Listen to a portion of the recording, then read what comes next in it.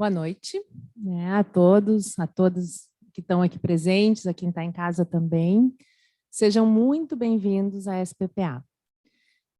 Eu começo por agradecer ao Dr. Carlos Alexandre Neto por aceitar o convite para a atividade de hoje, que inaugura o nosso ano científico. Um ano muito especial para nós da SPPA.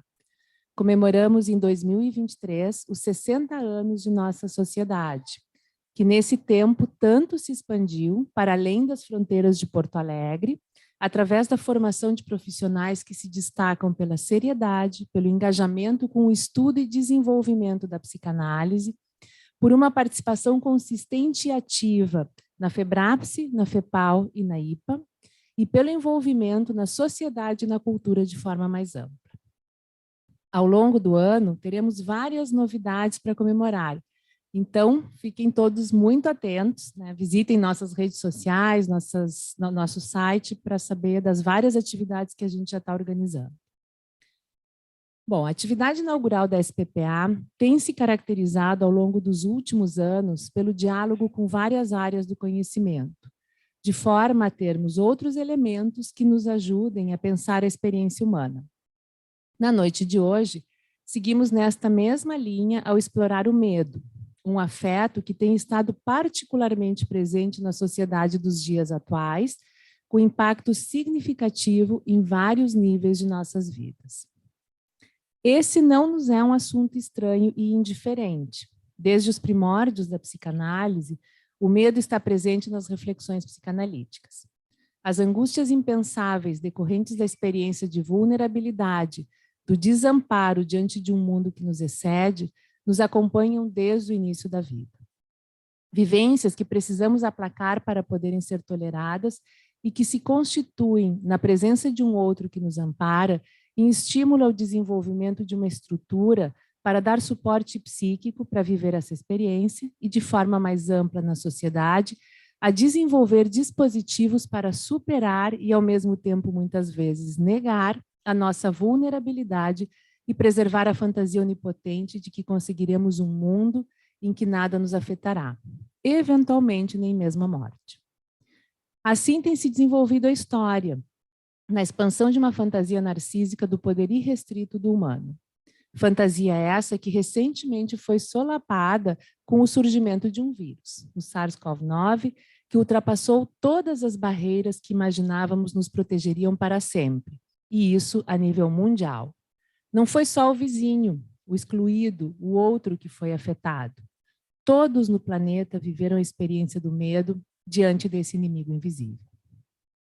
Talvez muitos de nós tenhamos pensado que o mundo nunca mais seria o mesmo e que aprenderíamos com essa experiência de tanto sofrimento, que passaríamos a ser mais conscientes com nossas ações em relação ao planeta e para com o outro. Mais uma ilusão. Logo, o outro, o diferente, passou a ser um potencial inimigo, e foram sendo criadas narrativas que tomaram o status de verdades absolutas, a ciência foi negada, por sua característica de manter a abertura para o questionar, de manter a incerteza.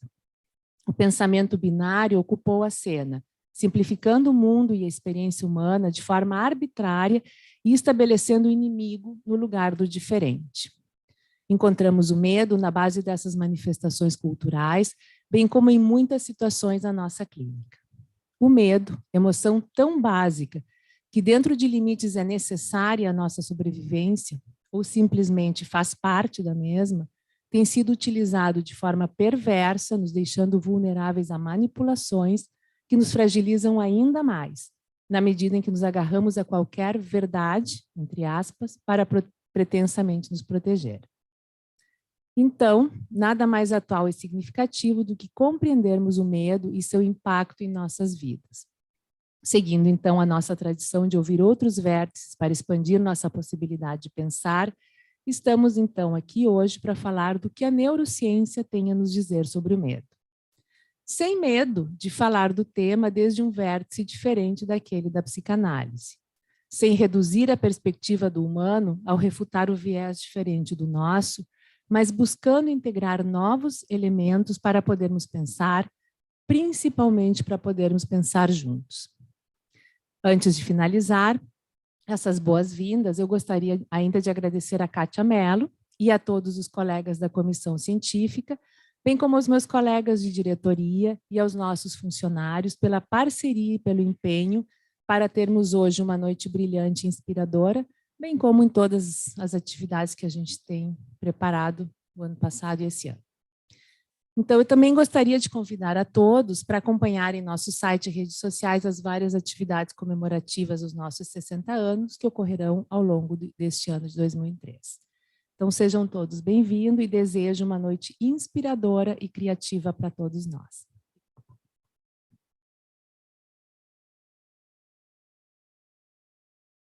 Obrigada, Cris. Eu vou agora, então, convidar a doutora Alexandre para compor a mesa aqui conosco. Obrigada. Para a gente dar início à atividade.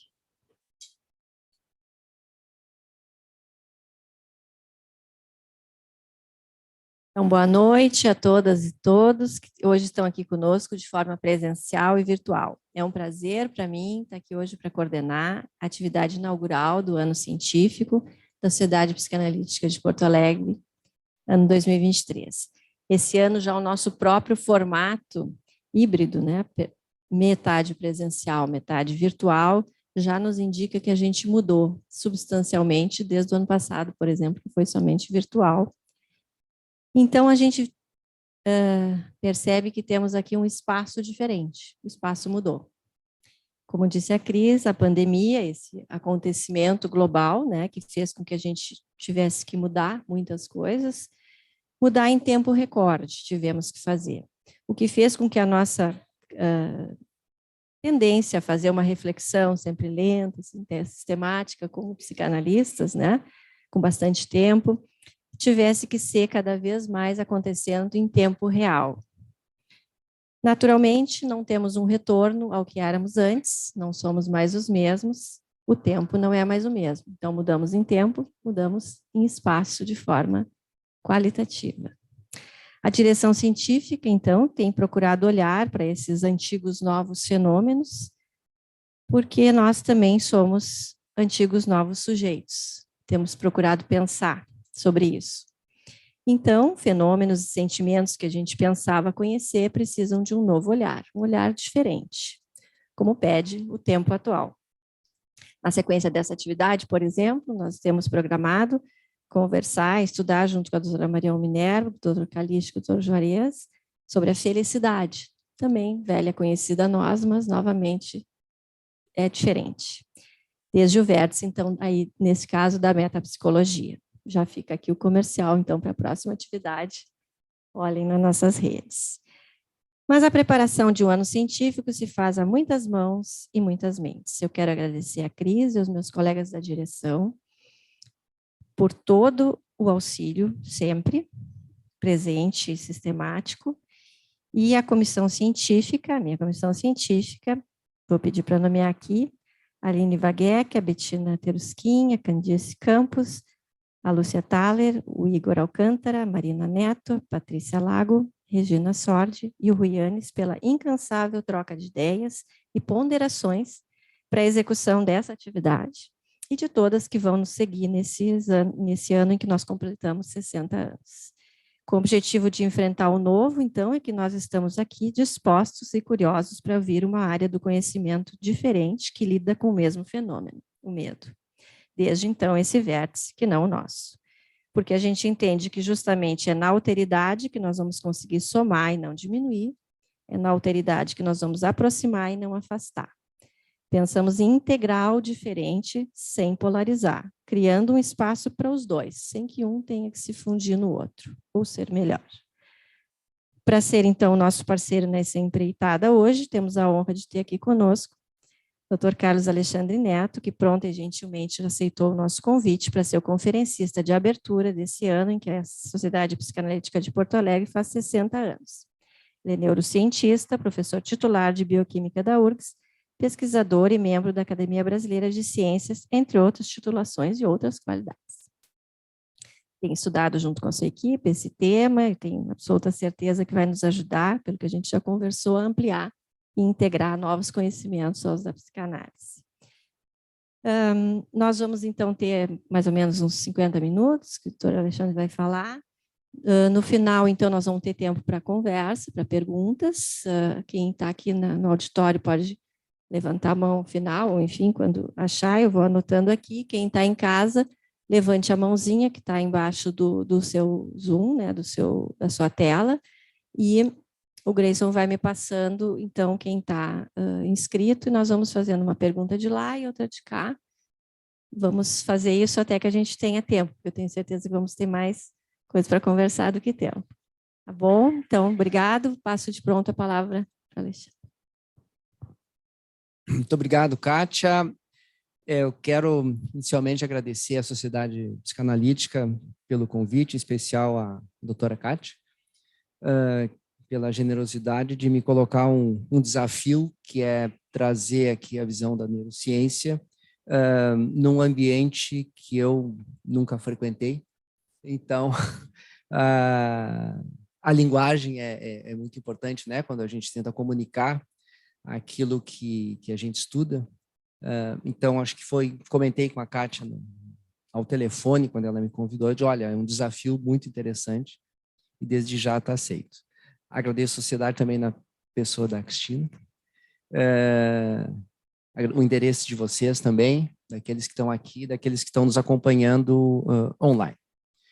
Então, já está aí a tela.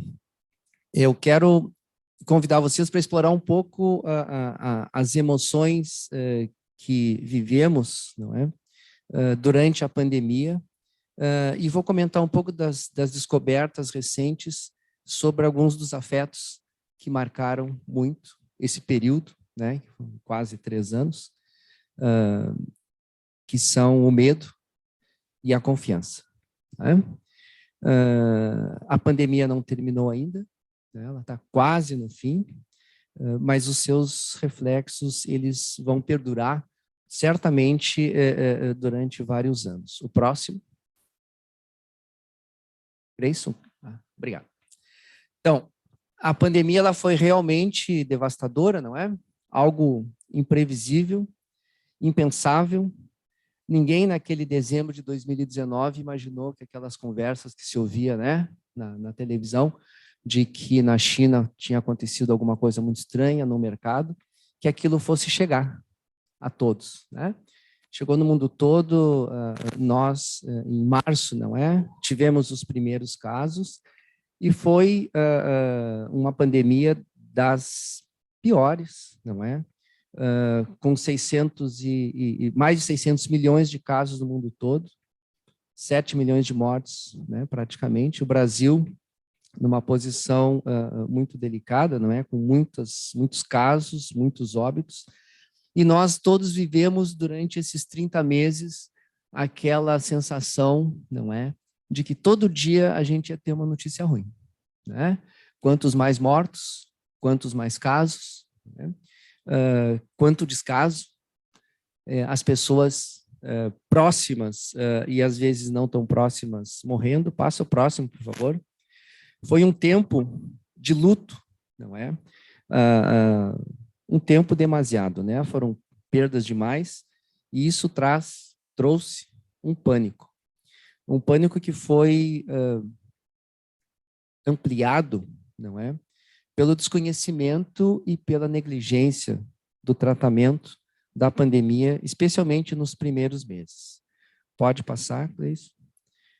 Ao desconhecimento, do desconhecimento e da negligência, nós tivemos um sem número de mortes que teriam sido evitadas se a maneira de tratar a pandemia tivesse sido diferente. Pode passar? Como o vírus é invisível e ele estava em todos os lugares, não é? Nós tínhamos um inimigo muito difícil de enfrentar. Como enfrentar aquilo que eu não enxergo?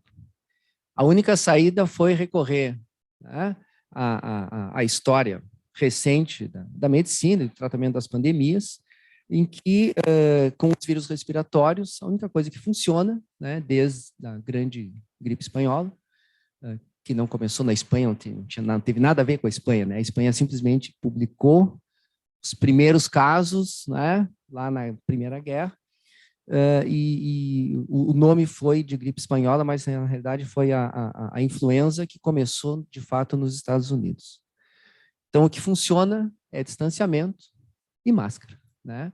Então, rapidamente, se recuperou isso e nós passamos a ficar confinados e, para sair, tínhamos que usar máscara quando podíamos, né, quando tínhamos autorização ou quando nos sentíamos confiantes o suficientes ou tínhamos a necessidade de sair de casa, né?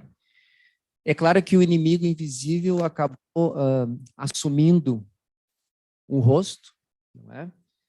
Com os olhos puxados e a pele meio amarela, né? Então, não era o coronavírus, era o vírus chinês, né?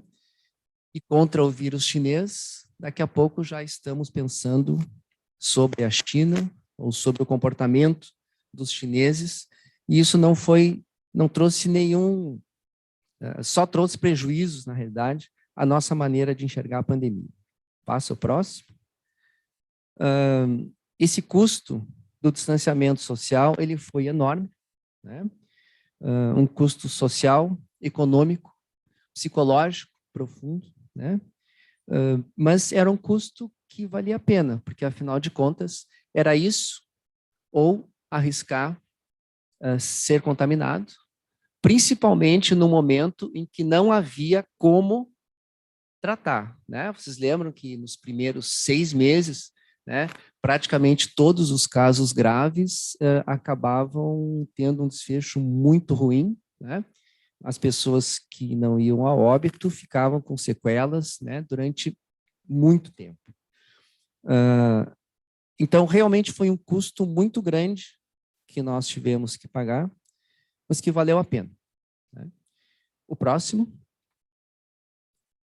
Como que nos organizamos para continuar fazendo alguma coisa, né, para tocar a vida durante a pandemia, porque a gente não podia ficar trancado dentro de casa sem nada a fazer, né? Felizmente, essa pandemia, diferente das anteriores, não é? Nos acabou chegando quando o domínio tecnológico sobre a comunicação já era algo muito importante. Então, com o avanço das tecnologias, né, de informação e comunicação, tudo disponível na tela, tudo disponível na rede, a solução foi mergulhar no mundo virtual. Então, nós passamos, não apenas o distanciamento, que era social, de convívio, foi um pouco mitigado com a presença, quase que uma onipresença de todos nas telas. Então, nós tínhamos atividades, às vezes, pela manhã, à tarde, à noite, encontrando grupos diferentes, tenho certeza que com vocês também foi dessa maneira, e a gente passava, teve gente que investiu em cadeira, em fone, né? Parecia aqueles gamers, mas não era um gamer, era simplesmente uma pessoa que tinha que trabalhar sentado de casa, então tem que ter um mínimo de conforto, né? Até para evitar prejuízos na coluna. Então, a tecnologia nos ajudou, né? Como sempre nos ajuda. E nós acabamos nos refugiando na virtualidade, né? É claro que as nossas soluções, elas são sempre muito econômicas. E o ser humano, ele é muito adaptável.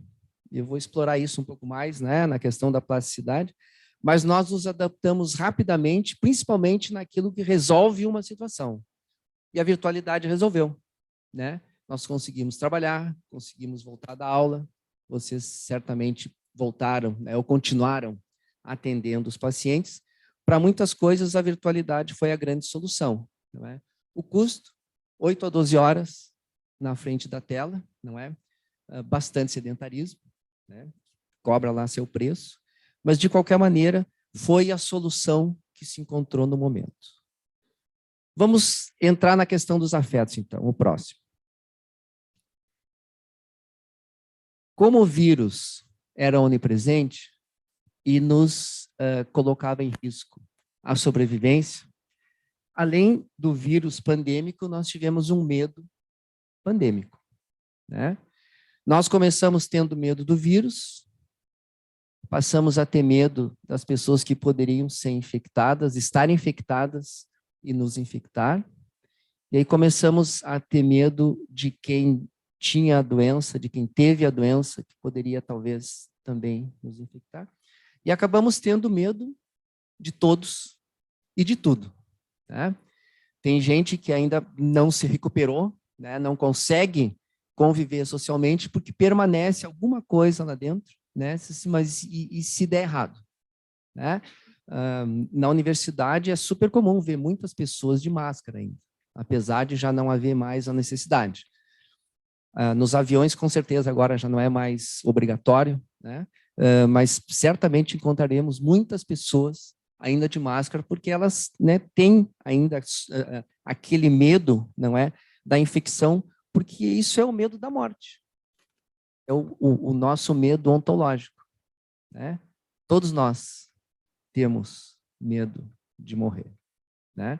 O que o vírus fez foi trazer esse medo lá das profundezas e trouxe para o dia a dia e nos fez desconfiar, né, de tudo que podia ser diferente.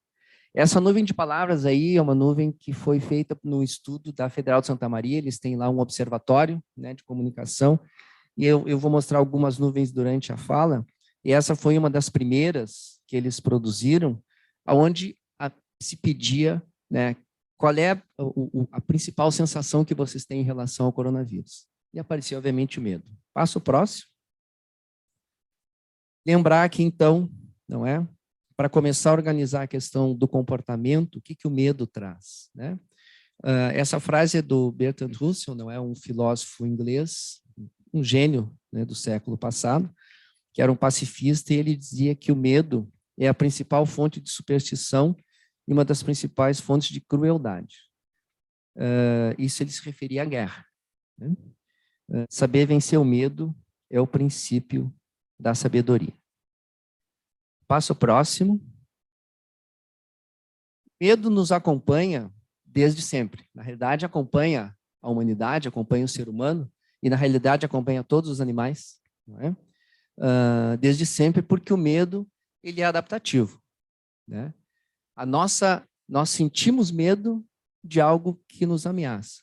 E para evitar essa ameaça, eu vou elaborar alguma forma de comportamento para me livrar dessa ameaça. Então, apesar de ser adaptativo, o medo em excesso ele vai interferir diretamente na qualidade de vida, né? Eu posso ter medo de chegar num espaço que esteja completamente escuro, né? Mas eu não posso ficar tendo medo de novos espaços o dia todo, todos os dias, né? Não conseguirei fazer absolutamente nada. E eu quero entrar agora, então, um pouco no foco da neurociência, e vou comentar com vocês quais são os circuitos e os sistemas cerebrais que elaboram as nossas respostas em situações de ameaça, né?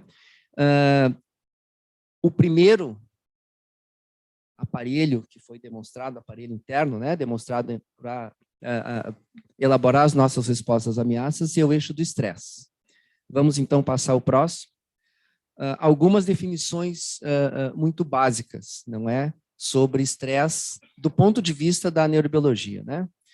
Então, o estresse é a reação que o indivíduo tem a todo tipo de exigência, né?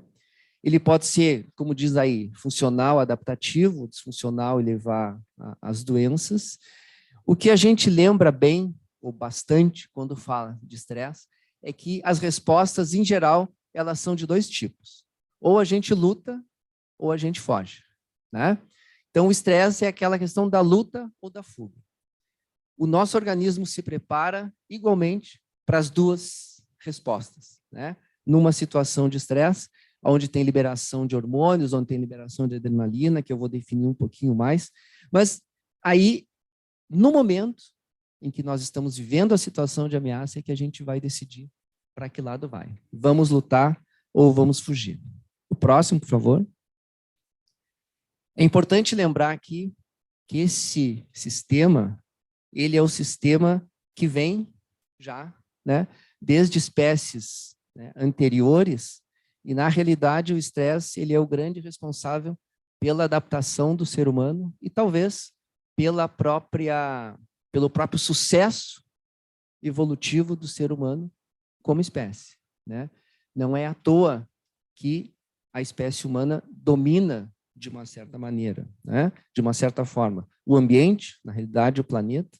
Por quê? Porque essa capacidade de se adaptar às situações perigosas nos conferiu a sobrevivência. E com a sobrevivência vem, então, esse domínio, não é?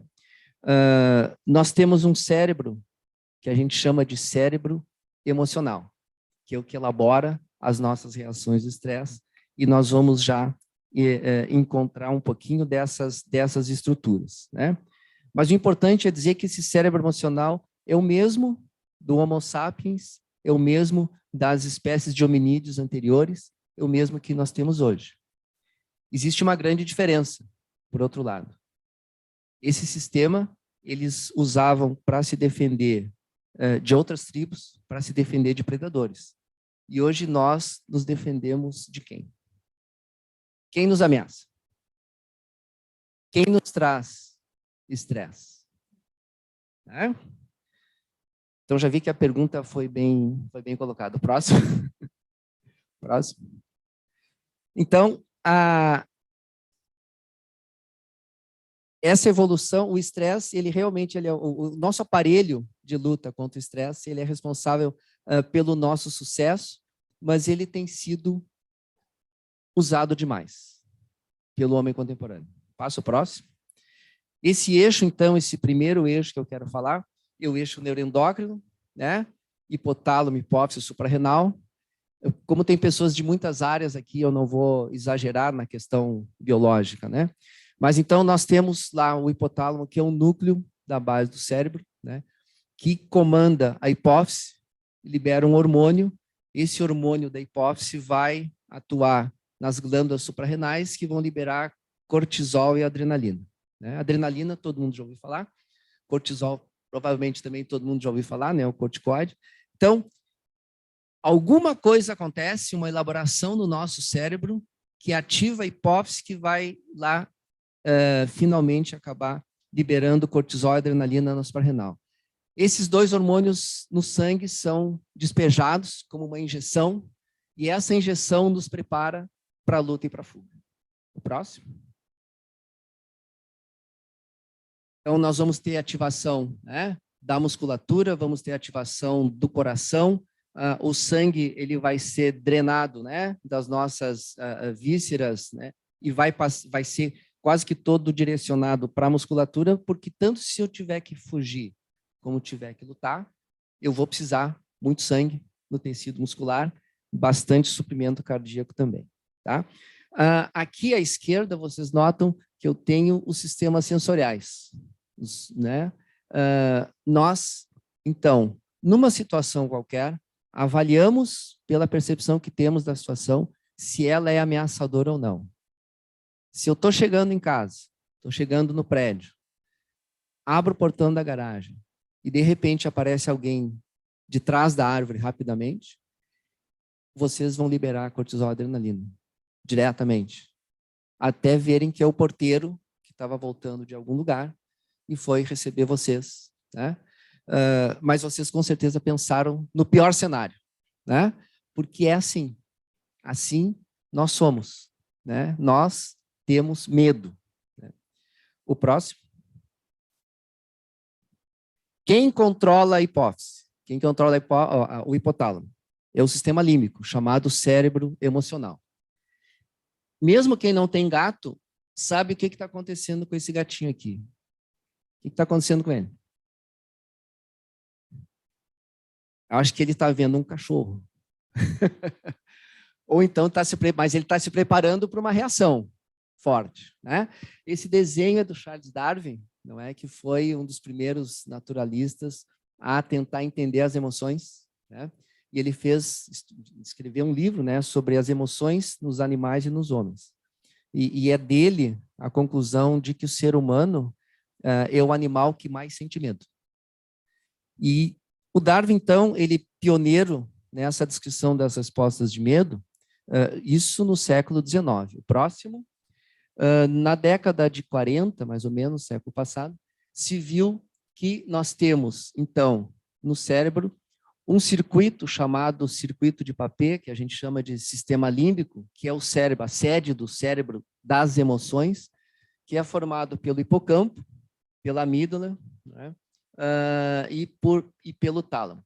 A amígdala é uma estrutura bilateral que nós temos, né, dentro do cérebro, não tem nada a ver com a amígdala palatina. Tá? Então, essas regiões controlam, elaboram as nossas emoções. Se for dado o sinal de disparo aqui, essa situação é estressante, eu vou ativar o hipotálamo, que ativa a hipófise, que vai fazer a liberação lá na suprarrenal. Parece que tudo isso é uma coisa meio reflexa, né? Ah, não, eu senti medo, pá, ligou a chavezinha, eu vou liberar adrenalina e cortisol. Mas isso não é tão simples assim. Passo próximo. Vou mudar um pouco aqui a leitura, né? Também fiz o meu exercício de mudar um pouco o prisma para enxergar o medo. Existe um estudo, né, de um psicólogo americano, certamente vocês conhecem mais do que eu, um dos primeiros estudos sobre motivação humana, em que ele elencou uma série de questões, uma série de necessidades humanas. Primeiro as necessidades fisiológicas, depois as necessidades de segurança pessoal, né, e do grupo, da família, as suas necessidades sociais, as necessidades de estima e de realização pessoal. Tentando entender por que nós fazemos o que fazemos, né? Tentando entender as nossas motivações. Né? Quando é que nós temos medo? Quando alguma dessas necessidades é colocada em xeque. Né? Obviamente, se eu tiver medo da minha... Se eu tiver uma ameaça à minha segurança, eu vou reagir. Se eu tiver uma ameaça à minha família, ou se eu tiver uma ameaça à minha posição, ao meu status, também vou reagir. Isso também é uma resposta de medo. Passo ao próximo. Um pesquisador, um sociólogo, não é? Dos maiores sociólogos contemporâneos, o Zygmunt Bauman, que morreu há poucos anos, ele publicou um livro sobre medo, não é? Chamado Medo Líquido. E ele reforça, então, que a insegurança origina a busca por proteção, diminui perspectivas e expectativas relacionadas às necessidades mais elaboradas. Ou seja, quando a gente tem medo, tudo que é superior àquilo que eu sinto ameaça, parece que meio que fica mais longe. Eu deixo de lado.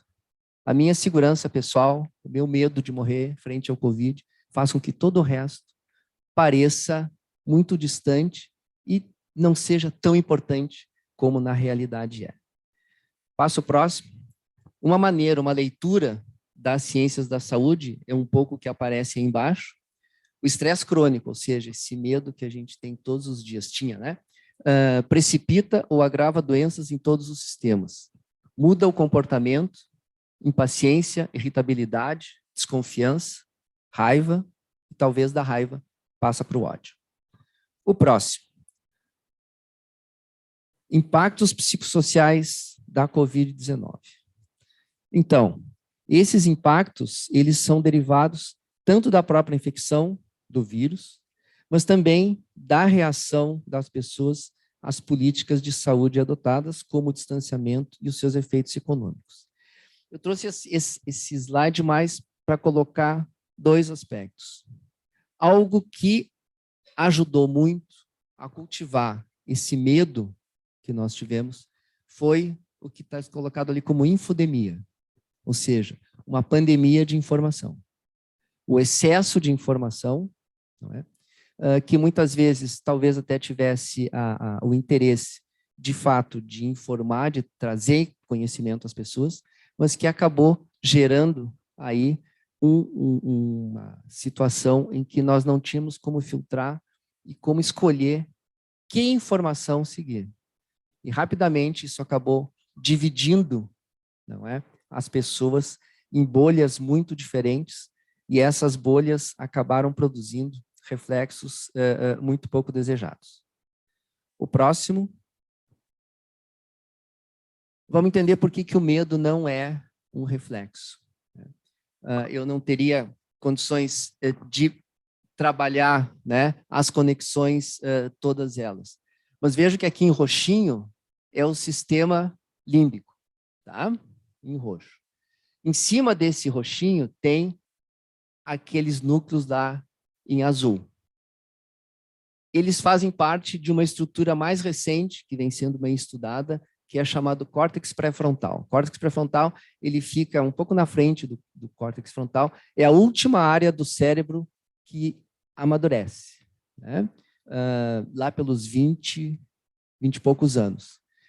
Quando começou a se estudar o pré-frontal, a brincadeira era que a adolescência agora então vai até os 30 anos, porque o sistema nervoso está maturando, então a gente continua ainda em evolução e, afinal de contas, né, temos aí essa prerrogativa, né, de continuar errando e insistindo, às vezes, nos erros.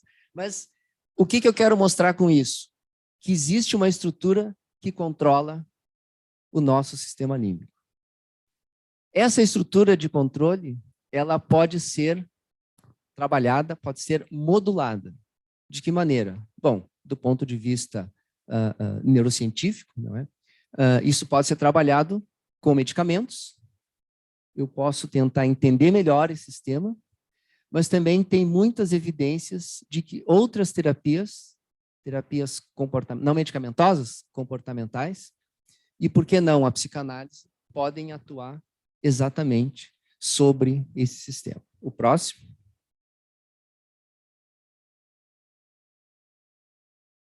Ansiedade. No slide anterior, eu não chamei atenção. O sistema que modula o medo é o mesmo da ansiedade. Tá? Como é que a gente chega a essa conclusão? Bom, tem a ver com os estudos animais, né? Grande parte feitos em roedores, confirmados em primatas, e se confirma em primata, bom, a gente estuda por neuroimagem em ser humano. É claro que essa translação ela não é simples, não é? Porque o ratinho ele não vai expressar ansiedade, eu vou medir uma resposta que eu interpreto como sendo ansiedade. Mas nós temos diferenças entre uma resposta de medo e uma resposta de ansiedade.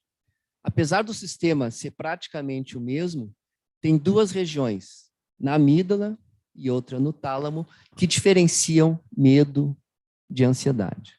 Então, a gente está vendo que o sistema ele evoluiu, ele é complexo, mas ele é modulável. Modulável, que eu quero aqui significar que ele é possível de ser modificado. Tá? Passo o próximo. E o próximo, já comentei isso. Então, eu quero falar um pouco da memória de medo e já fazer uma homenagem ao querido Ivan Esquerdo, né, que foi professor do nosso departamento, foi professor da PUC, meu orientador.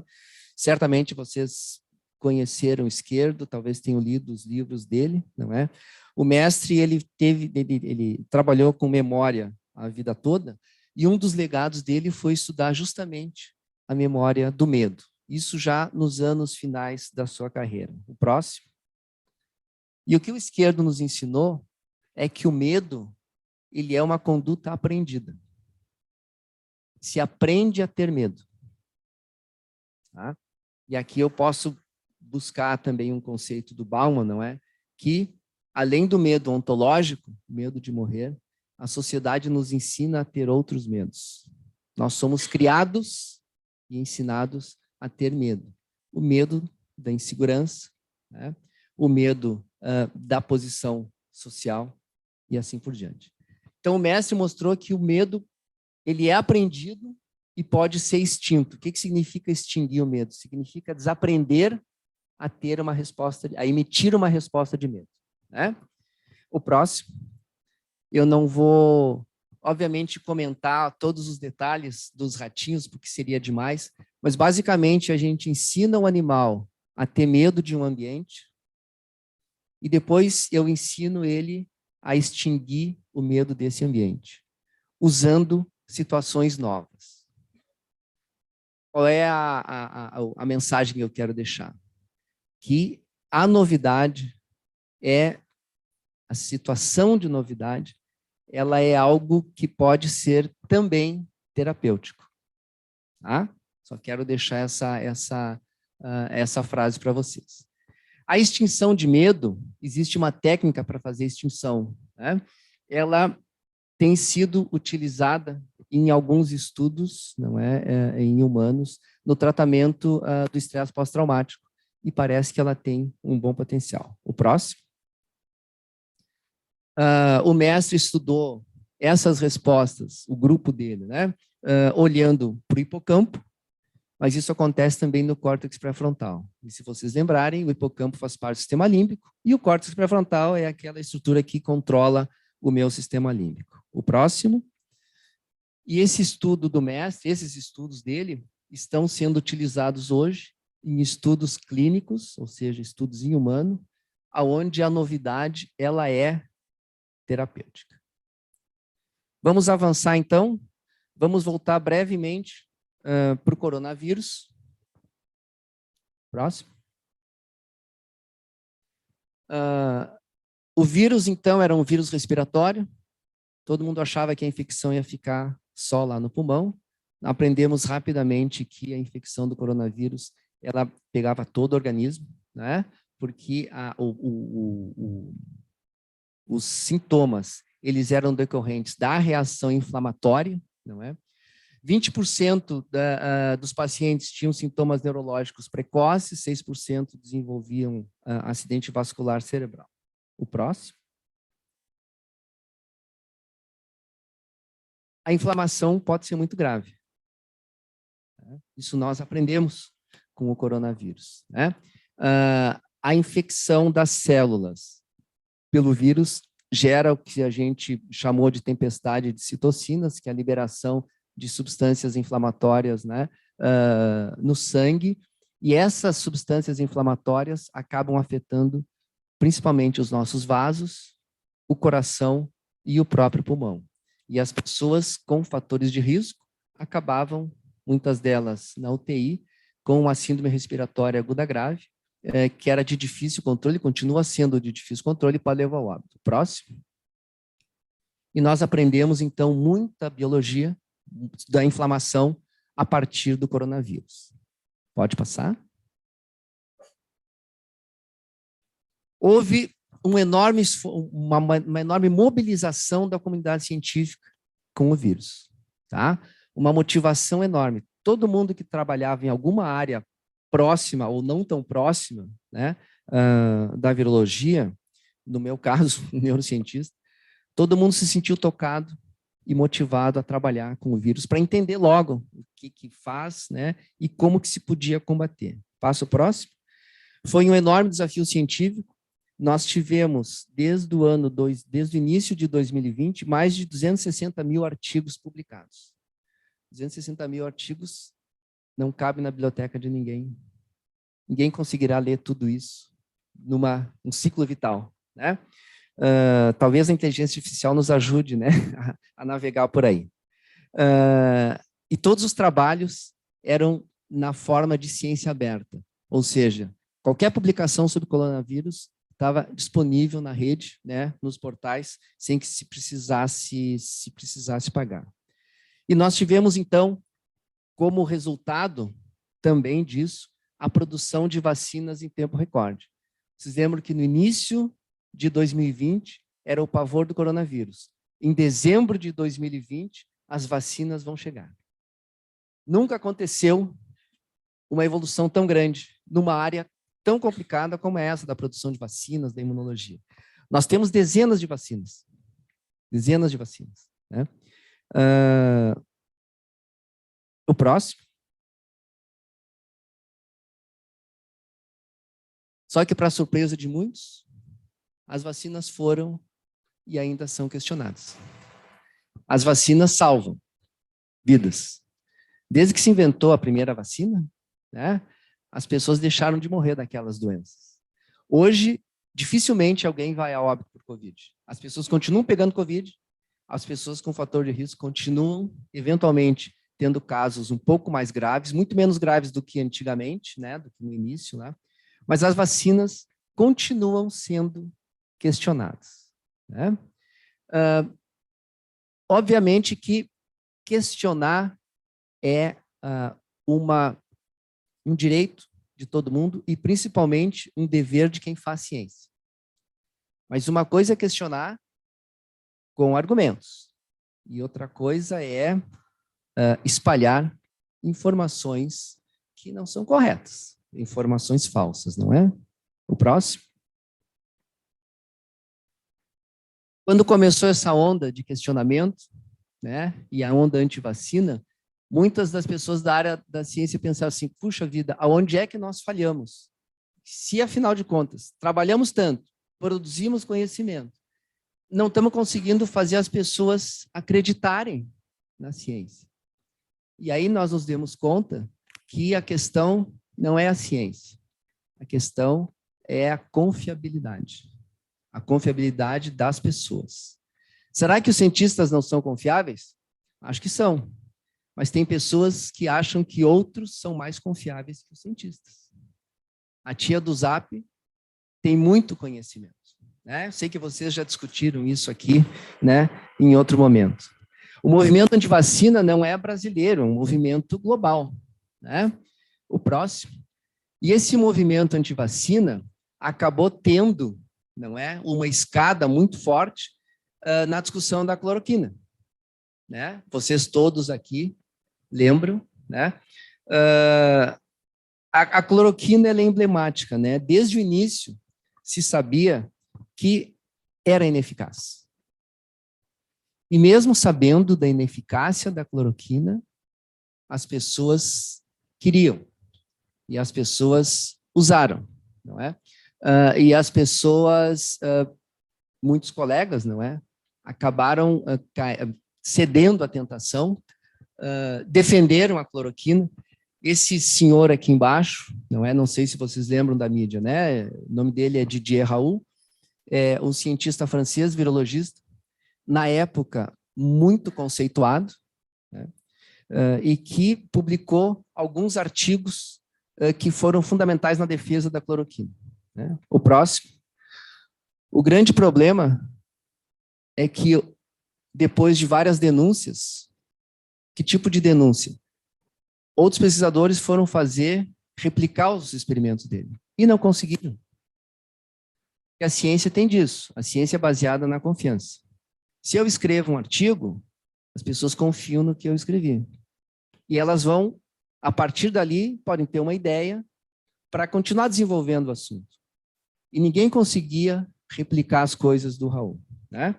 Aí foram fazer um estudo, obviamente não dá para entrar em detalhes aqui. Hoje em dia, 50 trabalhos dele estão sendo questionados, provavelmente vão ser retirados da literatura. Isso é péssimo, né? Obviamente é péssimo para ele, mas é pior ainda para a ciência. Porque, afinal de contas, a ciência, que era uma prática confiável, agora não é mais confiável vista de dentro, que dirá vista de fora, né? O próximo. E com isso, a gente acaba tendo que ouvir que o conhecimento todo está na internet.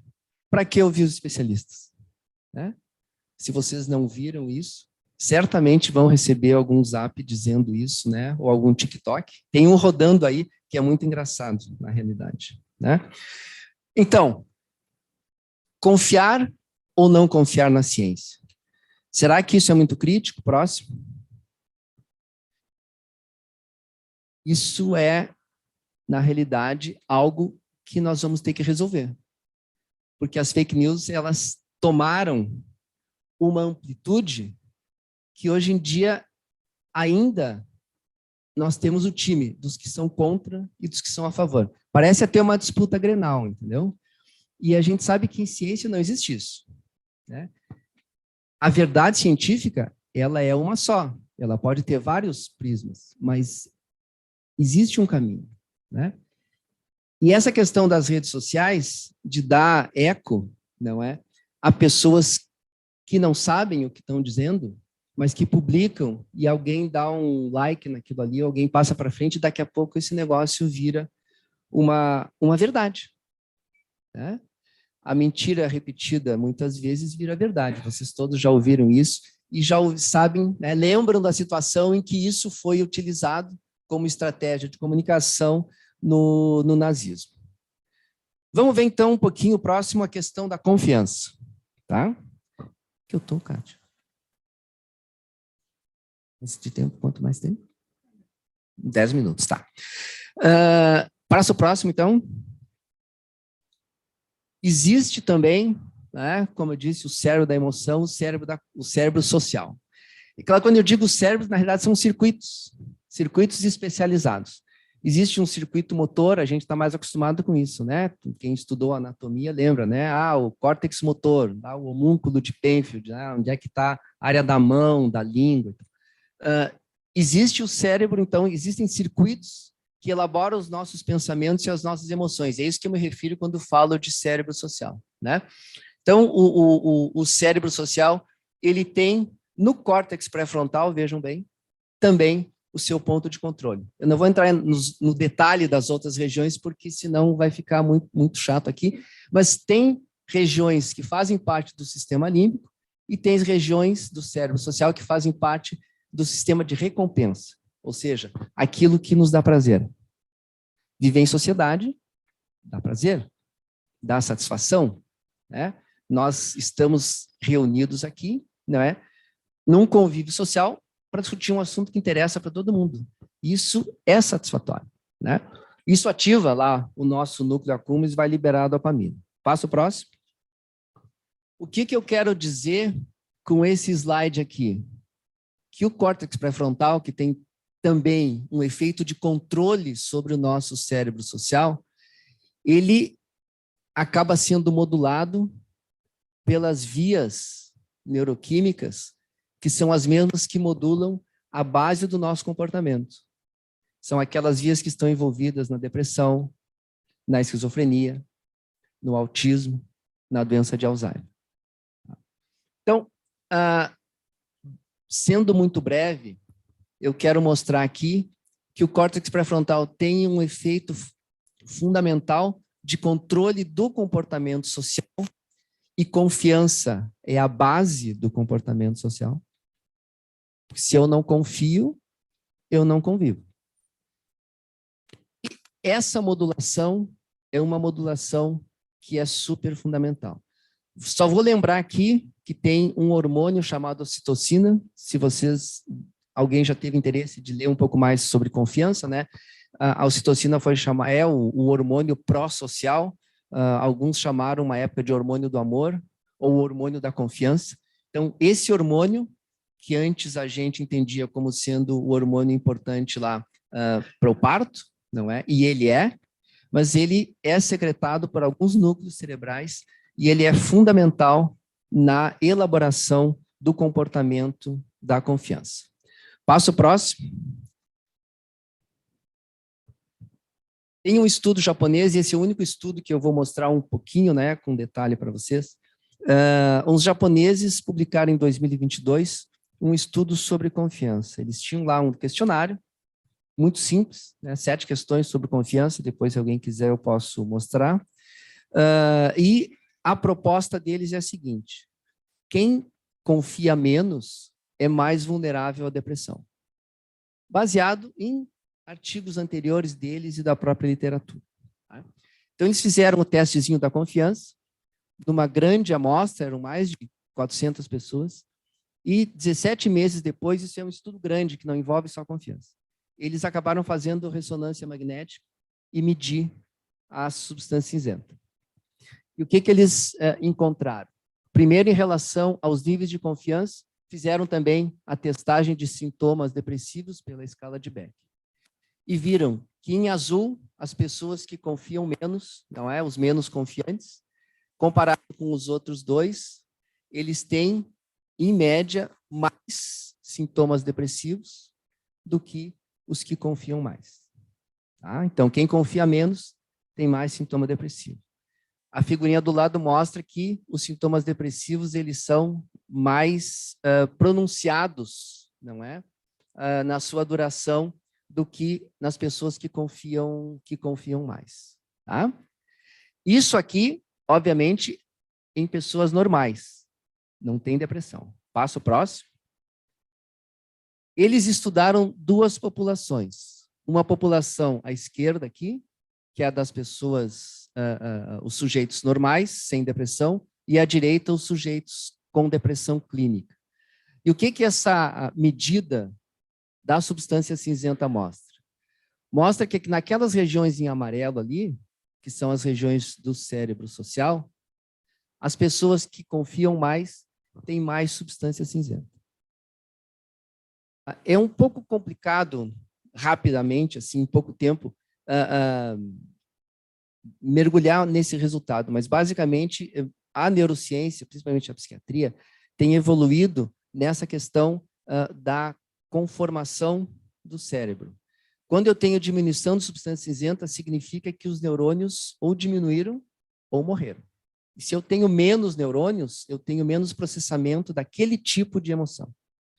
Se vocês olharem a literatura hoje em dia, né, tem muitos estudos, não é, de neuroimagem, felizmente, né, porque a gente consegue enxergar áreas funcionando mais ou funcionando menos em determinadas situações. O interessante de notar é que do lado, né, na amostra de Hiroshima ali, no item B, são as áreas do cérebro social em pacientes deprimidos, onde eles têm menos substância cinzenta do que controles normais. E são exatamente as mesmas áreas.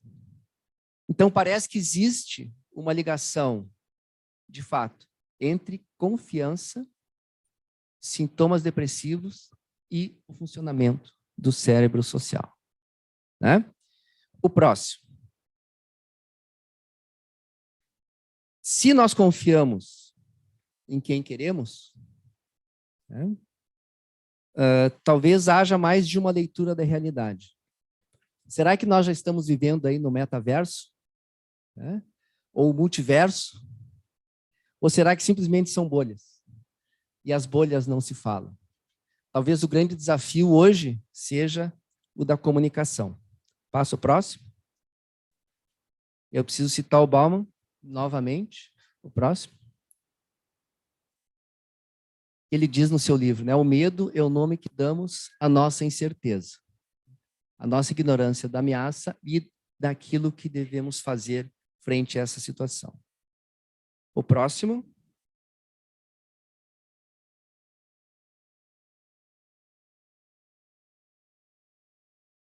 Será que é possível aprender ou reaprender a não ter medo? Será que é possível reaprender e ter mais confiança? Sim, é possível. A neurociência mostra isso. Né? Esse senhor aqui é um espanhol, Santiago Ramón y Cajal, o pai da ideia de plasticidade. Né? Foi ele um cientista brilhante, ganhou o prêmio Nobel em 1906, e ele definiu que o cérebro ele é capaz de se modificar com a experiência. Isso é uma coisa que todos nós sabemos. Parece uma coisa trivial. E de fato é, porque nós somos, né, nós já nascemos com essa capacidade. Cajal foi brilhante ao enunciar pela primeira vez essa possibilidade, e desde então nós temos visto que a capacidade plástica ela é uma característica fundamental do sistema nervoso e que nós temos capacidade de aprender durante todo o nosso ciclo de vida. Antigamente se pensava que até os 7, 8 anos, quando a neurogênese é muito importante no cérebro dos seres humanos, aí nós teríamos o pico de aprendizado e que depois nós aprenderíamos muito pouco. Hoje em dia se sabe que não. Claro, o pico de aprendizado é quando a gente é mais jovem, mas nós continuamos aprendendo até o fim do nosso ciclo vital. Então, será possível reverter comportamentos aprendidos? Sempre é. como, e cada um vai ter que buscar as suas respostas. Acho que vocês têm muito mais elementos e muito mais condição de entender como, tá, os comportamentos de medo e de confiança. O próximo. Eu preciso falar aqui 2 minutos sobre o pós-Covid. A pandemia praticamente acabou. Tem mais uma cepa aí que eu li hoje de tarde que surgiu mais. Vão continuar surgindo novas variantes do vírus e tal, mas agora o vírus está dominado. Mas existe o pós-Covid, né? E esse pós-Covid, passo próximo, ele vai nos acompanhar durante muito tempo. De 10 a 30% das pessoas que tiveram a doença terão sintomas. Tá? Esses sintomas, principalmente, eles se referem à fadiga crônica, dor de cabeça, problemas atencionais, que é o que a gente chama de brain fog, não é? Memória e sintomas de ansiedade e de depressão. Tem uma lista de 50 sintomas aí, tem até perda de cabelo, queda de cabelo, né? Próximo. Em 2020 já havia uma evidência de que o pós-Covid existiria por conta dos efeitos do vírus diretamente sobre o sistema nervoso. Hoje nós sabemos que o pós-Covid ele é causado, não é, pela resposta inflamatória crônica e pelas respostas autoimunes que nós desenvolvemos em relação a partículas do vírus que ficam no nosso organismo. Todo mundo que teve Covid tem algumas partículas do vírus circulando. Tá? Essas partículas vão trazer, né, vão iniciar uma resposta inflamatória crônica. Alguns terão sintomas, outros não. Espero que a maioria aqui não venha a ter esses sintomas. Mas muita gente sofrerá com a Covid longa e talvez isso seja, né, venha aos consultórios de vocês também. O próximo. Acabei já falando, né, sobre tudo isso que está mostrando aqui. Uma das coisas importantes é a questão do sono, né? Muitas pessoas, não sei se aconteceu com vocês, mas muitas pessoas que tiveram Covid, durante algum tempo tiveram grande dificuldade em conciliar o sono, e isso faz parte da sintomatologia. Gente, se 10% dos que tiveram Covid tiverem sintomas, isso dá 60 milhões de pessoas no mundo.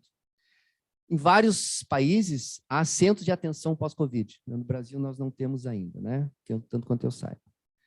Bom, para encerrar, o próximo. Então, algumas mensagens que eu gostaria de deixar. Medo e ódio são aprendidos, né? São reforçados e podem ser extintos.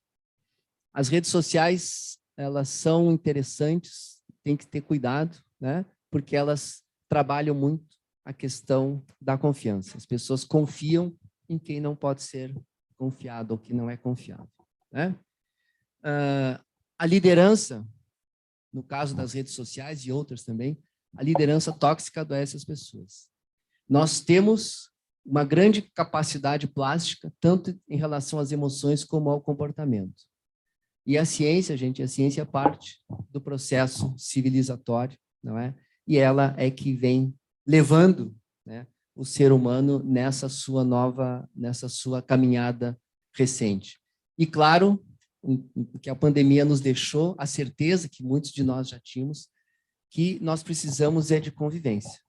O ser humano é um animal social. Sem convivência, somos muito pouco. O próximo, então.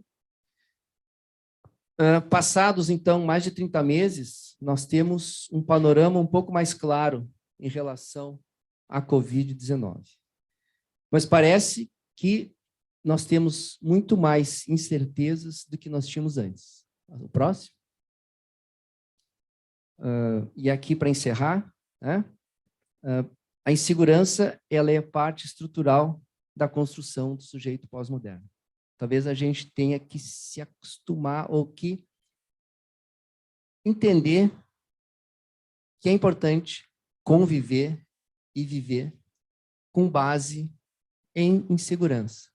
As certezas e as seguranças ficaram para trás quando o mundo era binário e mais simples. Hoje, isso não existe mais. O próximo. Muito obrigado.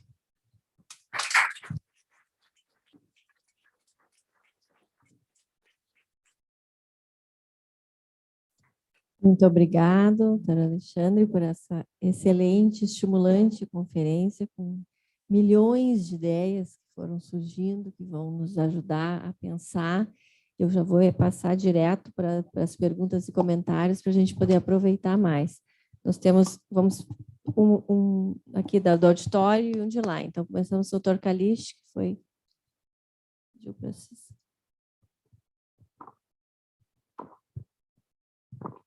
Boa noite a todos. Eu já tinha cumprimentado o Carlos Alexandre antes. Primeiro, quero dizer que é uma enorme satisfação te receber aqui na Sociedade Psicanalítica de Porto Alegre, né? E quero dizer que eu fico constrangido de dizer há quanto tempo eu conheço o Carlos Alexandre. Eu parei a minha conta em 45 anos, então ela vai mais longe do que isso. Eu já te ouvi muitas vezes e sempre é um prazer te ouvir, porque tu é muito didático, muito claro, né? E ainda que tu venha falar de neurociências, né? E a gente tem uma estranheza com a neurociência, a gente sempre aprende muitas coisas e abre muitas ideias, como disse a Kátia, milhões de ideias novas, milhões de perguntas. Eu quero te fazer algumas, né? Eu vou sintetizar em 2 ou 3, né, para poder deixar que o resto da turma fale, né? Mas eu quero começar com a questão do esquerdo, né? E com a memória e o medo que ele é aprendido e ele pode ser desaprendido, né? Tu achas, Carlos Alexandre, que nós estamos falando da capacidade de sentir medo ou conteúdo do medo que é adquirido? Porque o medo é um assunto maior do que o homem, não é? E ele talvez não seja aprendido como capacidade, né? Então, a minha primeira pergunta é essa, porque talvez a gente possa reorganizar o que se aprendeu sobre medo, mas eliminar o medo talvez não seja exatamente a possibilidade. Tu já quer responder essa parte? Então tá ótimo.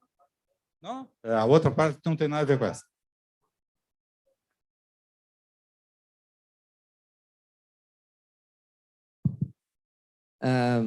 Excelente a questão, Calixto. O que nós podemos desaprender é a resposta ao medo, mas não está se falando, não está se pensando em eliminar a possibilidade de sentir medo. O medo, como eu tentei mostrar, ele é o medo é fundamental para a nossa existência. Então, a gente precisa responder ao medo. O que eu posso é aprender a responder melhor a uma determinada situação que, em algum momento, me trouxe medo e agora ela não existe mais, então eu posso me livrar desse medo, né? É isso que eu quis dizer. Então, se pode eliminar a resposta de medo a uma situação específica. Da qualidade da resposta. Isso. Por exemplo, a questão do estresse pós-traumático, né? Nós temos colegas da área de saúde que sofreram, colegas, então, que estavam atendendo na frente lá, e nas UTIs, e que faziam plantões de 12 horas, e que as pessoas morriam, principalmente naqueles primeiros meses, e ficaram doentes com isso, né? Ficaram com medo da situação de UTI, mas ele está trabalhando lá, é a vida dele lá. Então, alguns desenvolveram o que a gente chama de estresse pós-traumático, que vocês sabem muito bem. Então, eu posso usar terapias de exposição para aprender ou para desaprender a resposta de medo àquela situação. Não significa que o indivíduo perdeu a capacidade de sentir medo, de maneira nenhuma. Ele modulou a resposta àquela situação porque ela estava sendo não adaptativa. Alexandre, a segunda pergunta é a seguinte, a respeito de confiança, né? Confiança é um assunto que é de muito interesse nosso, né? Tu centraste o assunto na ocitocina, né? E isso sugere que pode-se ter um núcleo orgânico, ou pelo menos um sistema que se cria a partir desse estímulo de ocitocina, onde vai ter um núcleo de confiança que vai estabelecer como algo persistente, né? Mas tu, evidentemente, não abordasse isso, mas eu sou obrigado a te perguntar. Não faz diferença como é que a gente se relaciona com o outro, né, para estabelecer esse núcleo de confiança? Ou o outro que estimula a quantidade de ocitocina que a gente tem? Ou a gente é capaz de modular, qualquer palavra que seja mais adequada do que essa, este núcleo a partir da possibilidade de se relacionar de formas diferentes com outra pessoa, né? E aí, minha terceira e última pergunta, porque eu teria mais umas 4.000, mas vamos ficar com essa aqui,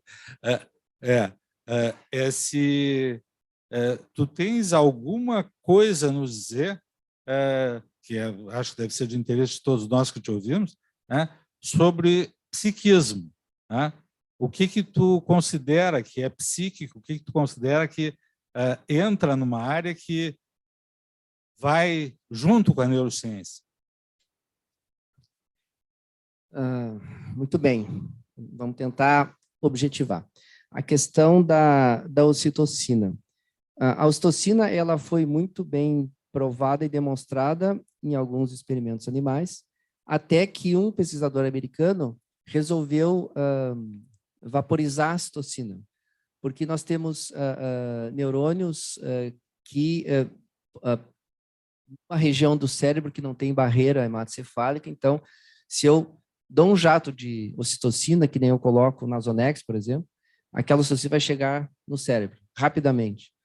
E ele testou essa questão da ocitocina em jogos de confiança, que são jogos econômicos, e viu um enorme de um efeito. E a partir daí a questão da ocitocina veio à tela. Esse estudo que eu mostrei para vocês, o japonês esse, que acabou citando a ocitocina também na discussão, eles estão propondo agora fazer outro tipo de situação experimental de confiança em humanos que não envolva economia, que não envolva ganho. Então, essa é uma área que está totalmente em aberto. Totalmente em aberto, né? A ocitocina ela é importante, mas ela não é tudo. Na realidade, eu acabei citando a ocitocina mais para dar um exemplo, porque eu tinha certeza que alguém já tinha lido, teria lido alguma coisa sobre. Mas a modulação do córtex pré-frontal em relação ao comportamento social é muito mais complexa do que apenas a ocitocina. Tá? Em relação ao psiquismo, eu sou formado a partir da visão de que todo o comportamento humano, ele, de alguma forma, reflete uma atividade neuronal. Tá? O que não significa que eu vou reduzir os pensamentos ou os afetos a determinados neurotransmissores ou a determinados hormônios. São maneiras diferentes de ver e enxergar o mesmo fenômeno, né? O Kandel, que foi prêmio Nobel de Medicina em 2000, né, que foi o cara que desvendou os mecanismos moleculares da plasticidade, ele começou 60 anos antes como aluno da Faculdade de Medicina, querendo ser psicanalista. Aí, só que ele queria mostrar que a psicanálise tinha um efeito biológico. Aí ele viu que em ser humano não dá para fazer isso. Aí ele começou a trabalhar com molusco. E aí conseguiu demonstrar. Tudo que ele demonstrou, bom, ganhou o prêmio Nobel. Mas continua escrevendo sobre neurociência e fazendo a ligação entre neurociência, comportamento e, eventualmente, psicanálise. Eu recomendo a leitura. Nosso objetivo também hoje. Vamos passar para a Lina Martins, que está nos ouvindo em casa. Grayson, por gentileza, se puder colocar a Lina na tela. Lina, por favor, aceite o convite que chegou aí no seu computador.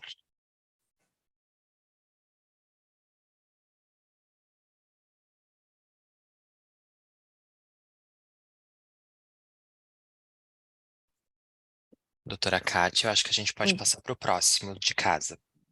De casa, doutor Cláudio Ziric.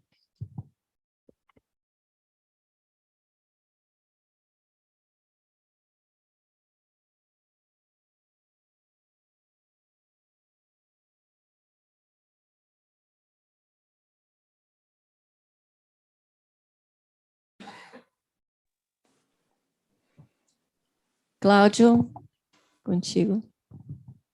Boa noite, muito prazer em te ver aqui, Carlos Alexandre, e inicio cumprimentando a Maria Cristina, a Kátia, a diretoria e a comissão científica, pela ótima ideia de terem começado com esse tema e esse conferencista, que, além de tantas qualidades científicas, foi um dos grandes reitores da Universidade Federal do Rio Grande do Sul.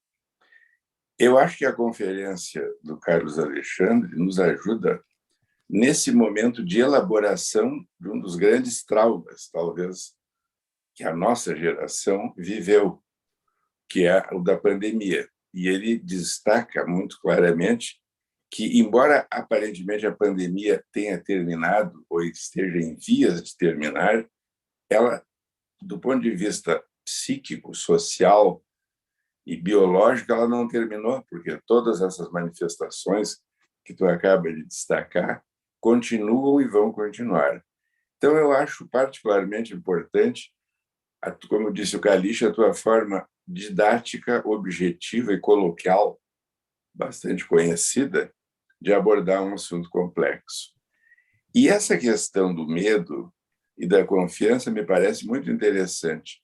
Eu particularmente gostei da tua maneira de abordar o problema da forma como a pandemia foi mal enfrentada, negligenciada e pode-se usar, inclusive, uma palavra criminosamente administrada. E a questão do medo, eu queria levantar uma questão. Eu estava te ouvindo e estava pensando o seguinte: todos nós, não é? Como tu mostraste muito bem, por evidências neurocientíficas e também comportamentais, e nós também temos as nossas teorias psicanalíticas. E o Freud se baseou muito nessa questão da luta ou fuga. Todos os seres vivos têm medo. No nosso caso particular, talvez a questão seja, seguindo o que tu estava respondendo, o que fazer com o medo? E talvez uma das coisas que nos diferencie seja que os que aceitam que têm medo, os que vivem com o medo, buscam respostas que não sejam a de negação, poderão contribuir mais robustamente, como é o caso da ciência e como é o caso das pessoas que tomam vacina. Casualmente, há poucos 3 dias, eu tomei a 5ª dose. É uma dessas experiências sociais muito interessantes. Parecia um lar de velhos, né? É um negócio assim fantástico. Claro que eu era um deles. Mas conversei com vários, porque a fila é um dos lugares, como mostrou o nosso saudoso Rogério Aguiar, os aposentados, que ainda não é o meu caso, mas os velhos, curtem as filas para conviver. E uma das coisas que várias pessoas comentaram é assim: como é impressionante que tenha gente que não esteja aqui ou que não faça vacinas. Então, eu acho que nós temos, talvez em defesa do medo, em defesa da utilidade do medo, eu diria: que bom que existe o medo, que bom que nós temos essa emoção básica e que bom que nós podemos mudar. O Esquerdo demonstrou, e outras experiências, nós temos muitas evidências que a psicanálise pode ter efeito sobre a plasticidade cerebral. Então, eu diria, a nossa grande diferença é os que aceitam que se tem medo enfrentam de uma maneira mais civilizada. Os outros recorrem ao que o Freud chamava de pensamento mágico, de pensamento animista e também de formas perversas, destrutivas, que são bem conhecidas. Eu acho que nós vivemos no mundo essa grande dicotomia. Então, eu acho que aceitar o medo talvez seja uma forma também de contribuir para aumentar a confiança nos nossos enormes recursos. Um grande abraço. Bom te ver aqui.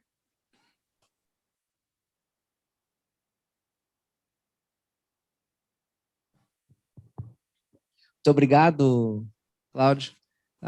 Realmente, a fila é um experimento sociológico, né? Em qualquer fila, né? Mas da vacina especialmente. o medo, mesmo as pessoas que não tomam vacina, elas também têm medo.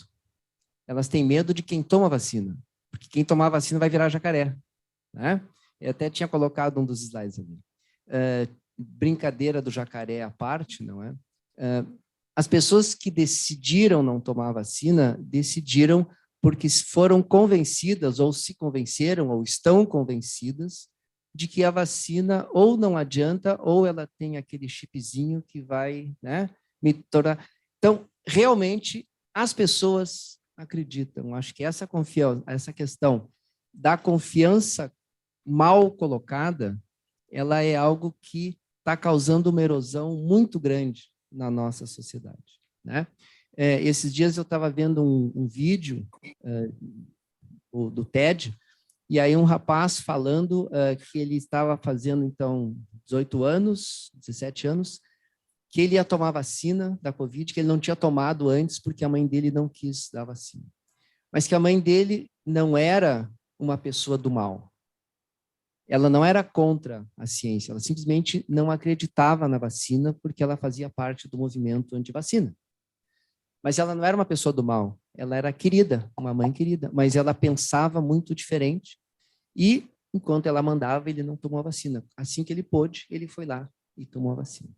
Então, eu acho que essa dicotomia e essa visão que a gente tem dos outros e nós, não é?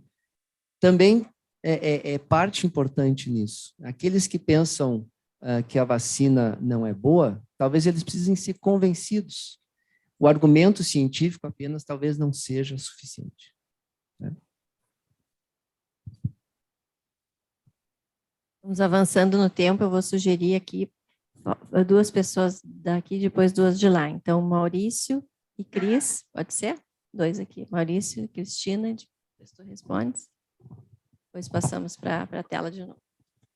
Bom, boa noite. Bem rapidamente, objetivamente. O senhor falou da reação de medo de fuga ou luta, né, que é a mais conhecida da gente.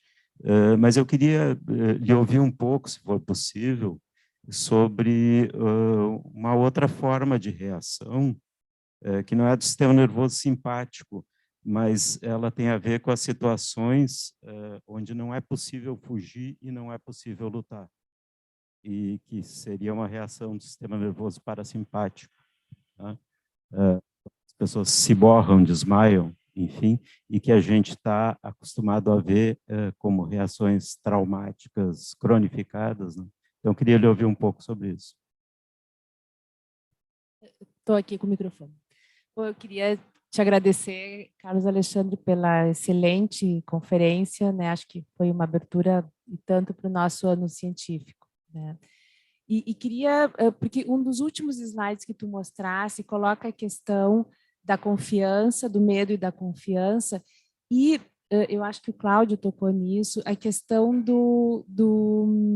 da informação, né? O quanto, né, tu falasse em algum momento não me lembro o nome que tu usasse, mas a pandemia da informação, a infodemia, né? Que talvez este seja o mal que nos aflige, um dos efeitos pós-Covid que nos aflige e que nos fez, de certa maneira, em função do medo, retornar ao mundo binário, né? Que tu disseste, pô, a gente saiu, a ciência nos permitiu e os desenvolvimentos, né, ao longo do tempo nos permitiram sair do mundo binário, mas parece que a gente voltou para ele. E como tu disseste agora, todas as pessoas têm medo, tanto quem acredita na vacina como quem não acredita.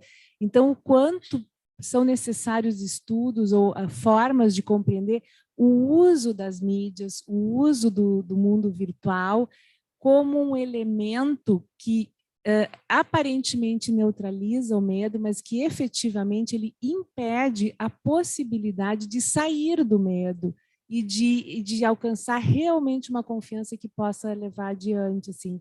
Então, não sei se tem estudos nisso, mas talvez essa seja tão perigosa, né, uma infodemia tão perigosa quanto a pandemia do Covid.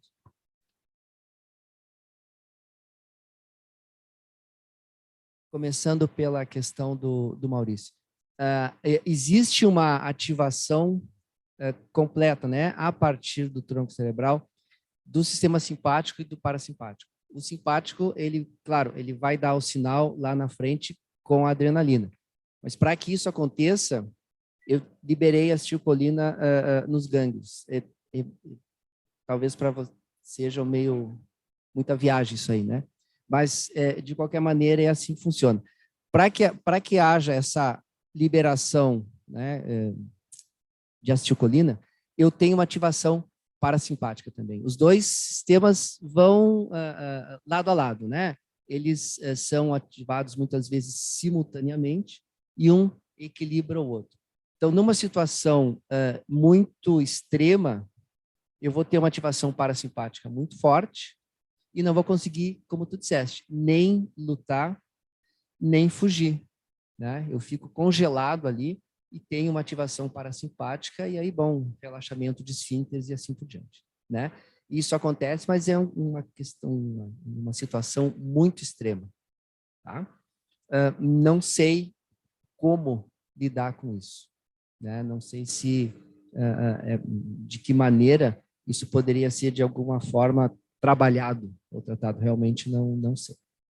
Em relação à questão do uso das mídias, Cris, a mídia, sem regulação, qualquer um coloca qualquer coisa lá. E quem acha que aquilo está certo, manda para frente. É necessário regular a mídia? Como regular? Não sei. Não sei nem como, nem se é possível, nem se seria bom. Talvez o que a gente precisa seja evoluir como espécie e as pessoas deixarem de colocar bobagem ou mentira na mídia. Eu acho que talvez as mídias sejam muito novas ainda. É uma brincadeira muito recente, né? Então a gente vai lá e coloca, coloca qualquer coisa. E aí vamos ver o que dá, né? O problema é que, da maneira como se coloca, tem gente que acredita. Sempre alguém vai acreditar em qualquer coisa que se coloca na rede social, né? Citando um outro pensador, né, que tinha comentado, o Bertrand Russell, ele disse, imagina, lá na década de 60, o problema do mundo é que as pessoas inteligentes hoje estão cheias de dúvidas e as pessoas idiotas estão cheias de certeza. Então, isso é uma coisa que foi dita e repetida N vezes, né? Então, assim, também é isso que a gente vê, né? Como elaborar isso, eu acho que é uma questão de psicologia social, é uma questão de confiança, é uma questão de política, porque assim, a confiança não é só aquela que se estabelece entre nós, aquela que se estabelece na relação de vocês com os pacientes, mas é a que se estabelece na representatividade política, é a que se estabelece, que é a necessária, né, para a questão da segurança das democracias. Então, tem muita coisa envolvida. Eu acho que, sinceramente, nos últimos anos, houve uma regressão do processo civilizatório.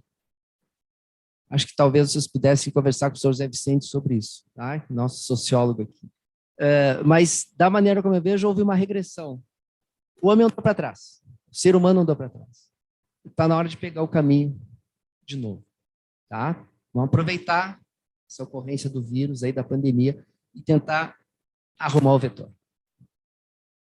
Porque se é verdade que todos têm medo, também temos uma necessidade básica de confiar, né? Vamos passar agora para a tela, então. Obrigado pelas perguntas e pelas respostas. Para a tela, a doutora Lucrécia e o doutor Pelanda. Por favor, Grayson. Vou pedir que sejam breves nas colocações, para a gente poder aproveitar. Temos mais uma pessoa inscrita depois aqui, a Caroline, e vamos ter que encerrar pelo adiantado da hora. Lucrécia, boa noite, tudo contigo? Boa noite, Kátia. Boa noite, Carlos Sem Alexandre. som, Lucrécia. Aqui está um som, meu. Meu está sem som? Agora tem som? Só um momentinho, doutora Lucrécia, a gente te ouve. Eu vou ver o que está acontecendo no auditório. Só um momentinho. Tá.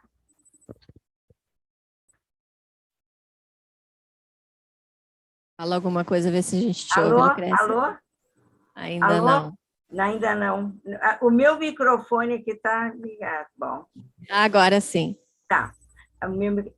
Bom, muito obrigada por essa magnífica aula de neurociências para psicanalistas, tão didática, tão clara, Carlos Alexandre.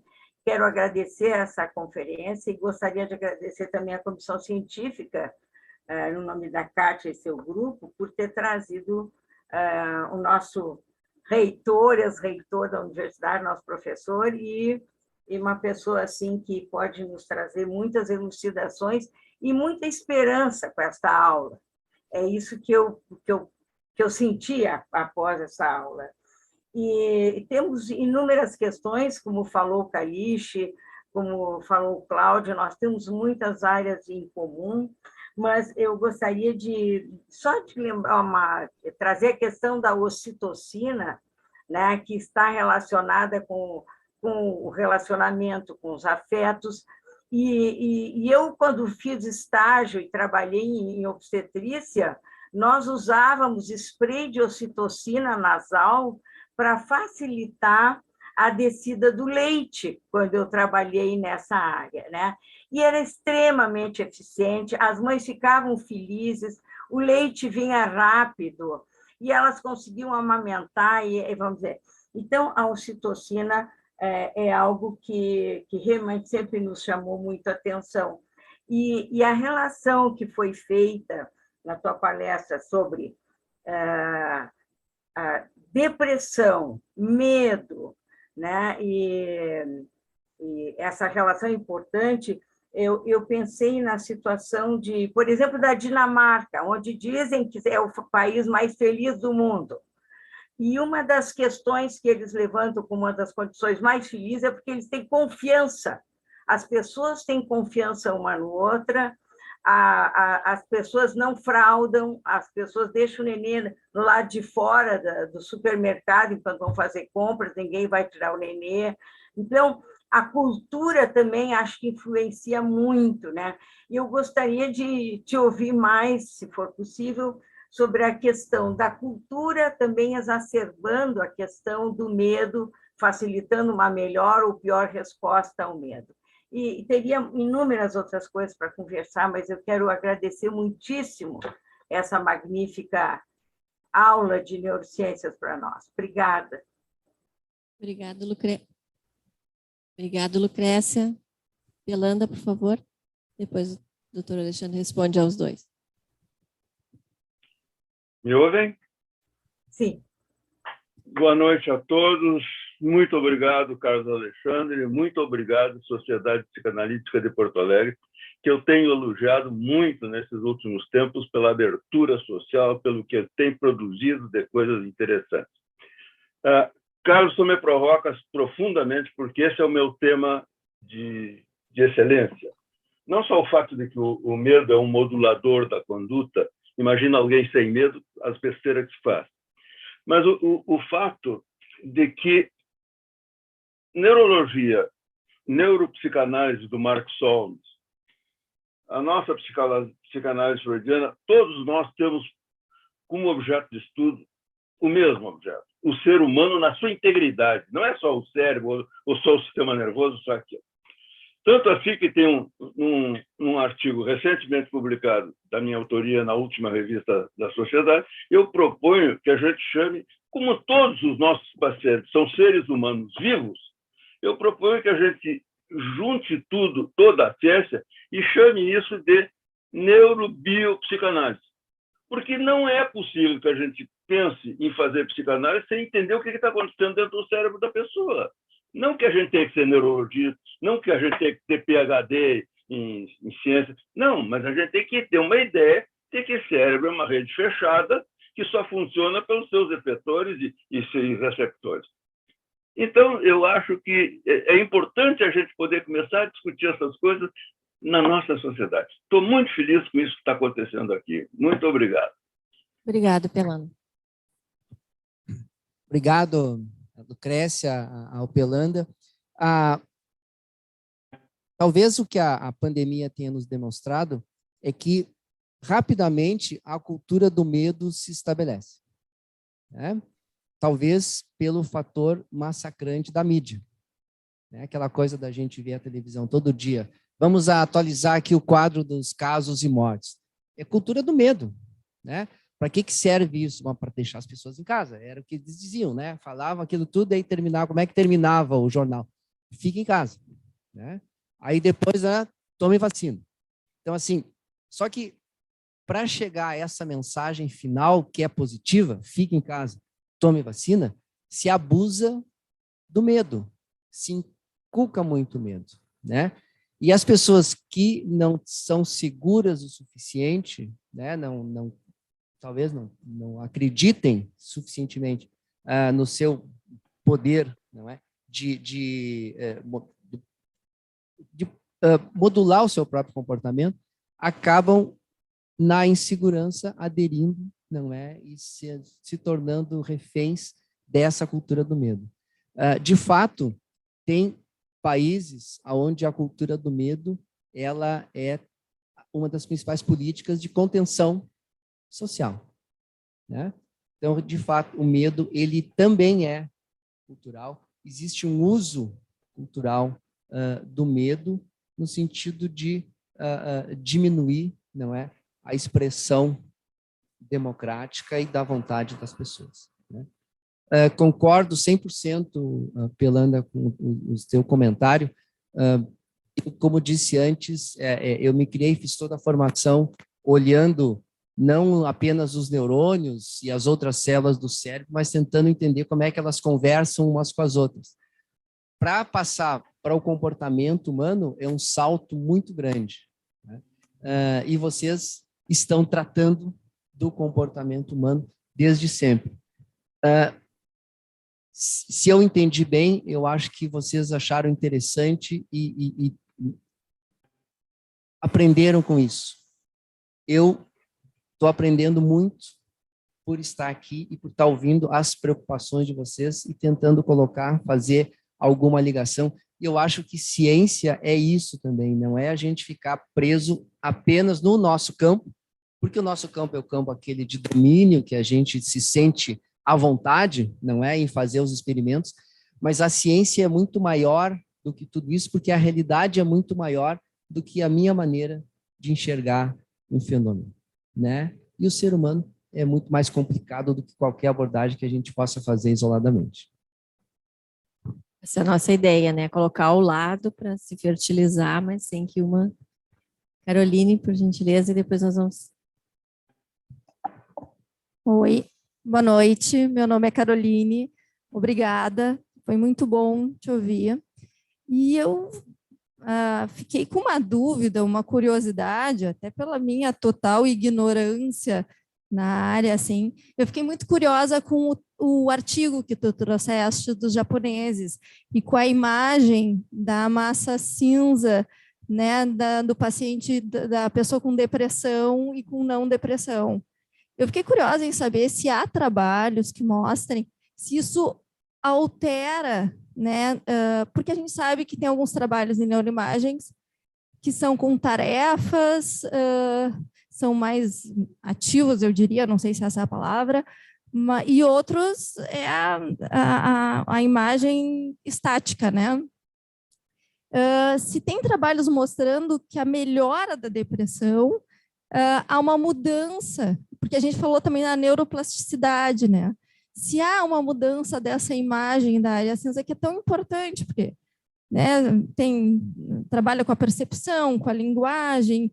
Então, se há essa mudança, se há trabalhos com jovens deprimidos, né, essa evolução do processo de pacientes deprimidos e não deprimidos, se já tem trabalhos mostrando isso em neuroimagem. Fiquei com essa curiosidade. É uma excelente questão. Os primeiros trabalhos que demonstraram o efeito de tratamentos, né, sobre o funcionamento de diversas áreas do sistema nervoso foi usando terapia cognitivo-comportamental em pacientes com transtorno obsessivo-compulsivo, né? Esses pacientes têm uma alteração, não é? Se não me engano, é temporoparietal, e com o tratamento melhora, né? Melhora bastante, né? O que a gente sabe? Saindo dessa área da patologia, se sabe, por exemplo, que a atividade da amígdala, aquela que eu falei, né, das emoções, ela é completamente modulada pela meditação. Por exemplo, 8 semanas de meditação faz com que o brilho da amígdala diminua muito e diminui também as respostas de ansiedade na pessoa. Isso falando em pessoas, sujeitos controle, como a gente chama, né? Pessoas sem patologia. Com depressão, o que eu entendi do artigo, porque não é uma área que eu siga, tá? Eu trabalho, na realidade, com lesão cerebral em animais em desenvolvimento, né? Mas estudo as doenças, os transtornos mentais pela questão da graduação lá das aulas de bioquímica. Então, na depressão, pelo que eu entendi do artigo, é possível demonstrar, sim, um retorno à normalidade, entre aspas, não é? Da neuroimagem com o tratamento eficaz, tá? Eu não cheguei a ler esses artigos. Com o transtorno obsessivo compulsivo, eu tenho certeza absoluta, porque isso já tem uns 10 anos e é uma área que eu acompanhei na época, porque eu tinha um aluno de pós-graduação, tá? Então, assim, por outro lado, a neuroimagem, ela não é a última cereja do bolo, né? Assim, ela é mais uma evidência de que alterações de comportamento estão associadas a alterações na função de alguns grupos neuronais, né? Agora, estar associado não significa que uma coisa é necessariamente a causa da outra, tá? É muito mais complexo do que isso, mas é um caminho de desenvolvimento. Bom, gente, tem muitas outras coisas que a gente poderia conversar. Acho que aprendemos bastante, né? Aprendemos o quanto a gente, como psicanalistas e como da ciência psicanalítica, temos também o dever de conhecer mais sobre como se processa, enfim, o medo e a confiança, né? Tanto do ponto de vista das relações, quanto como é que isso acontece de outra maneira, para a gente poder não ter esse risco de deixar só a ciência com as fake news, né, e deixar com os especialistas. Também me parece que se o novo pode alterar, né, a resposta ao medo, bom, a relação terapêutica ela é nova, pelo menos deve ser, em alguma medida ou em grande medida, temos muito o que fazer para auxiliar tanto a mudar a resposta ao medo, quanto para reinstalar a confiança, que é nosso chão. Então, foi um prazer, foi uma honra de ter aqui. Muito obrigado por todos que estiveram aqui, pelas perguntas, pela preparação, para todos que me ajudaram, para os que estão em casa, e desejo a todos, então, que sigamos estudando. Eu quero só pedir para o Grayson colocar a próxima atividade, que também é da minha responsabilidade, a nossa próxima atividade, estudando, então, as emoções, digamos, aparentemente conhecidas nossas, né? O medo. A próxima vai ser um simpósio sobre metapsicologia, sobre a felicidade. Como eu comentei com vocês, vai ser no dia 24 e 25 de março, também de formato híbrido. Contaremos com a doutora Marion Minerva, da Sociedade de São Paulo, o doutor Jores Cruz, o doutor Carlos Caliche, aqui da nossa sociedade, para estudar também a nova velha felicidade. Obrigado a todos, foi um prazer e até a próxima.